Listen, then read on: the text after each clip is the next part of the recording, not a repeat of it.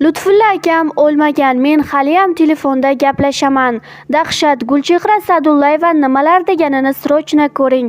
Hozirgi videorolikimiz aynan shu haqda. Videoni oxirigacha tomosha qiling.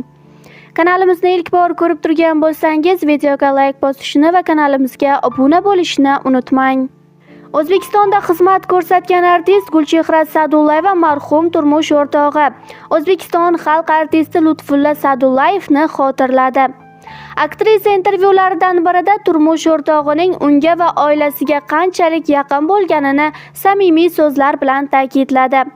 Lutfulla akam ahvollari yomonlashib mashinada olib ketilayotganda o'g'lim Sarvarbekka aytgan ekanlar: "Mabodo bir kun bu dunyodan o'tsam, do'stimni ketmoqdaman qo'shig'ini qulog'imga qo'yib qo'yinglar", deydi Gulchehra Sa'dullayeva. Aktrisaning so'zlariga ko'ra, marhum san'atkorni telefonlarida uning raqamini terish bilan ketmoqdaman qo'shig'i yangrab, xuddi Lutfulla akam o'zining ovozida gapirayotgandek bo'ladi. Ushbu so'zlarni nevarasi Yigitalining o'g'li Abubakr menga aytadi. Telefon raqamini terish bilan Lutfulla akam gapirgandek bo'ladi. Ularning ovozini eshitgandek bo'laman, deydi aktrisa Gulchehra Sa'dullayeva. Ko'zlarimdan tinmay yosh oqib ketadi. 4 yoshli bola menga "O'zingni asra Gulchehra" deydi, deb xotiralarini yakunlaydi aktrisa. Lil Xurramovning yangi obrazi muxlislarni hayratga soldi. Sog'lom ko'pchilik blogerlar orasida o'zgarishlar sevimli auditoriyani hayratga solishi tabiiy. Shu kunlarda Lil Xurramov ham shunga qo'shildi.